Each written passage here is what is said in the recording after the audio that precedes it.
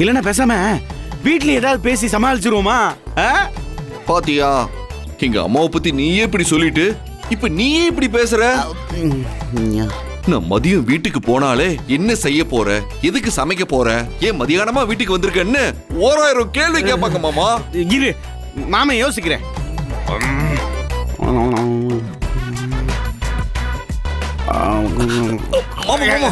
நான் ஒரு ஐடியா சொல்லட்டுமா? பாத்தியா, என்னை விட வேகமா யோசிச்சுட்டேன்.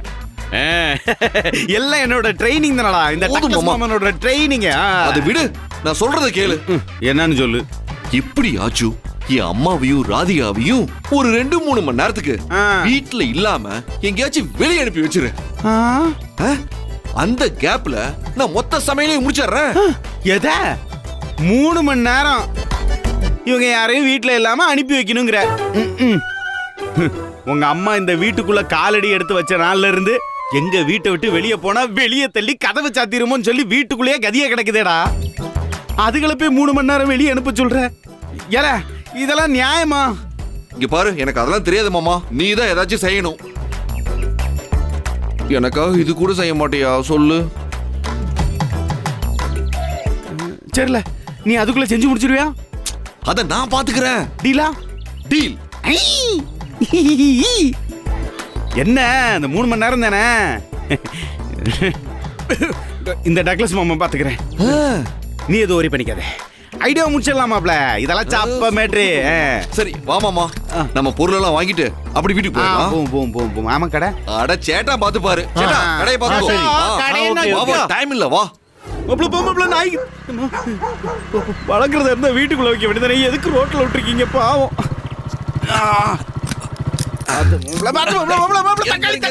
ஐயோ, எங்க எங்க எங்க பைக்குள்ள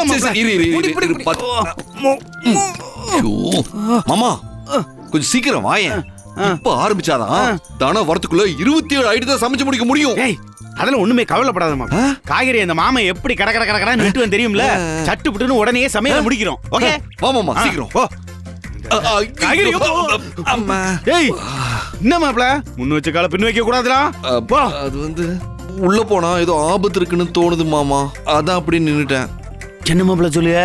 ஏன் மாமா, உள்ளதான் அம்மா இருப்பாங்களே. ஆமா, நம்மள பார்த்து இவ்வளவு காய்கறிங்க மளிகை சாமானெல்லாம் வாங்கிட்டு போனா எதுக்குடா இவ்வளவு வாங்குனீங்க, அதுவும் ஹோட்டல் விட்டுட்டு மதியானமே வந்திருக்கீங்கன்னு அடுக்கடுக்க 1000 கேள்வி கேட்கும்.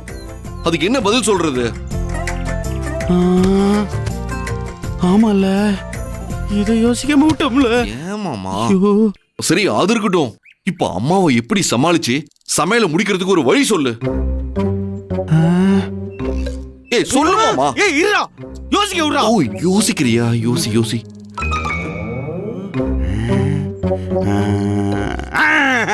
என்ன ஐடியா ஒன்னு பிடிச்சிட்டேன் மாப்ள.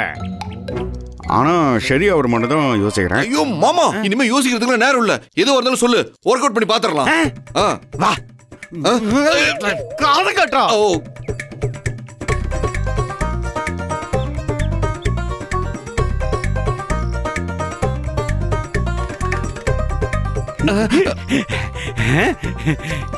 என்ன மிஷின் ஃபெயிலியரா?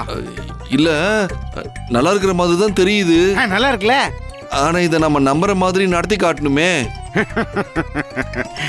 அது நம்ம 2 பேரும் சேர்ந்து பண்ற பெர்ஃபார்மன்ஸ்ல எல்லாமே நடந்துரும். சரி மாமா, வா போலாம். டேய் என்னல பள்ளிக்கூடத்து பைய தூக்கிட்டு போன மாதிரி போயிட்டு இருக்க? கூட பையனா? எங்க அப்பா புதுருக்குள்ள இல்லைன்னு நீயே காட்டி கொடுத்துருவ போல் இருக்கேன். மாப்ள, அங்க மறைவா வச்சுட்டு போய் முதல்ல மிஷினை முடிச்சுட்டு வந்து 2வது எடுத்துக்கலாம். போ, வச்சுட்டு வந்துடுறேன். அட போ போ.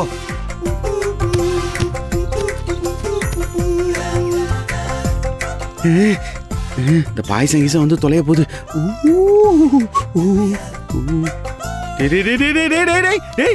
இந்த முதல்ல இந்த திருட்டு மொழியை சரி பண்ணிட்டு சொல்ற நல்லா கேட்டுக்கிட்டு நம்ம சமைக்கிறோன்றது யாருக்கும் தெரியாம காட்டிக்காத மாதிரி எப்பவும் போல கெத்தா போவோம். ஓகே ஓகே மாமா. ஹைஃபை போட்டுக்கோ. ஹைஃபைனா? அட போடுறா, கையில போடுறா. என்ன ஆனா இருந்தாலும் மாமா. அட என்னடா இவன் இவ்வளவு தூரம் சொல்லிக்கிட்டு இருக்கான், யோசிச்சுக்கிட்டு இருக்கான். வாடா உள்ள, வாடா உள்ள, வாடா.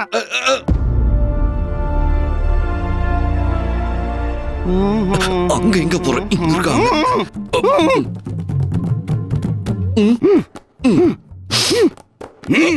வந்துரு கதிரு, கூட்டாடா. எங்க அக்கா பாம்பு மாதிரி காது இல்லைன்னாலும் கேட்டிருந்தாலும் கேட்டிருக்கும். என்னடா ஒன்னதான்? ஆ, இங்க வா. என்னம்மா? வாடா. டேய், இந்த நேரத்துல எங்கடா வீட்டுக்கு வந்திருக்க? மணி வேற ஒண்ணுதான் ஆகுது. சாப்பிட்டு போலான்னு வந்தம்மா. ஏண்டா ஹோட்டல் கடை வச்சு ஊருக்கெல்லாம் சோறு போடுற, அதை விட்டுட்டு நீ வீட்டுக்கு சாப்பிட வந்தியா? அது என்னமோ தெரியலம்மா, திடீர்னு உன் சமையல சாப்பிடணும்னு ஆசையா இருந்துச்சா, அதான் பட்டுன்னு பைக் எடுத்துக்கிட்டு சட்டுன்னு வந்துட்டேன். அது சரி, ரெண்டு பேரும் வந்துட்டா கடையை யாரா பாத்துக்கிறது? இன்னைக்கு கல்யாண ஆர்டர் அதிகமா, அதான் கூட்டம் கம்மியா இருந்துச்சு. அதான் சேட்டானையே பாத்துக்க சொல்லிட்டு நாங்க ரெண்டு பேரும் இங்க வந்துட்டோம். மாப்பிள, நீ சொல்ல அந்த விஷயத்தை விட்டுவிட்டு சாப்பாடு அது இதுன்னு ஏதோ சொல்லிக்கிட்டு இருக்க. என்னம்மாமா? டேய், அதான்டா அந்த விஷயம். என்னடா ரெண்டு பேரும் மாறி மாறி பேசிக்கிட்டு இருக்கீங்க? என்னன்னு சொல்லுங்க. சொல்லு மாப்பிள. மாமா, எனக்கு சரளமா போய் சொல்ல வராது மாமா, நீயே சொல்லிற. அது ஒண்ணு இல்லக்கா, நம்ம பக்கத்து தெருவுல கருமாரியம்மன் கோயில் இருக்குல்ல, ஆமா, அங்க சாமிக்கு வேண்டுதலுக்கு சாத்தின பட்டு சேலையெல்லாம் ஏலம் விடுறாங்களாங்க.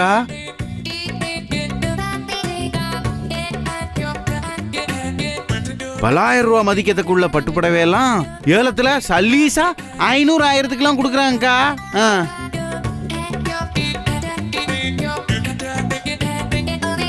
என்னடா சொல்ற?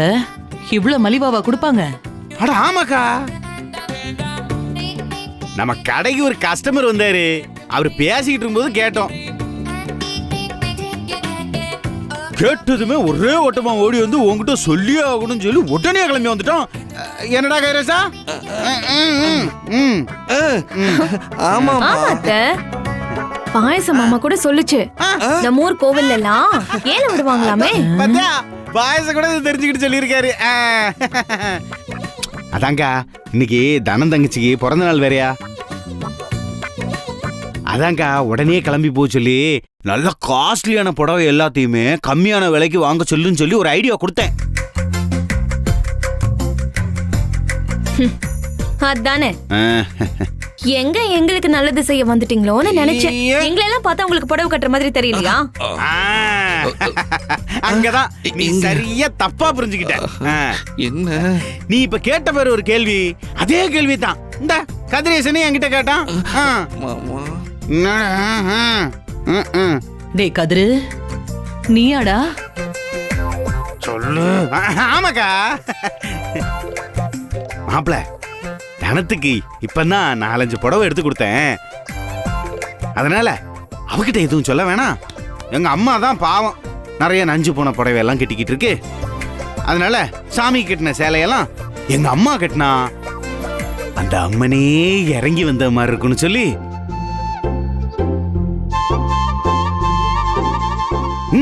இந்த விஷயத்தை உடனே எங்க அம்மா கிட்ட தான் சொல்லுவேன் சொல்லி ஒத்த கால்ல நின்னான். என்னடா அப்படியாடா கதிரு? ஆமா சொல்லு மாப்பிள. ஆமாமா. பாத்தியாக்கா, உன் புள்ள உன் மேல எவ்வளவு பாசம் வச்சிருக்கான்னு. நீதான் இந்த பையல புரிஞ்சிக்கவே மாட்டேங்கிற.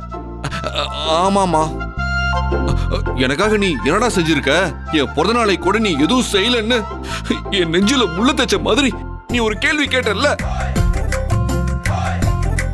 அது என் மனசுக்குள்ள அப்படியே உறுத்திக்கிட்டே இருந்துச்சுமா. சரி மாப்பிள, சரி மாப்பிள. மாப்பிளைக்கு ஒரு பாயிண்ட் எடுத்து கொடுத்தா போதும், பெர்ஃபார்மன்ஸ்ல பின்னிடுவான். அதாமா, அம்மாக்கு ஏதாவது செஞ்சு ஆகணும்னு நினைச்சிட்டு இருந்தப்பதான் அந்த கடவுளே வந்து என் காதுல அந்த விஷயத்த சொன்ன மாதிரி இருந்துச்சா, அதாம உங்ககிட்ட சொல்லலான்னு ஓடோடி வந்தேன்.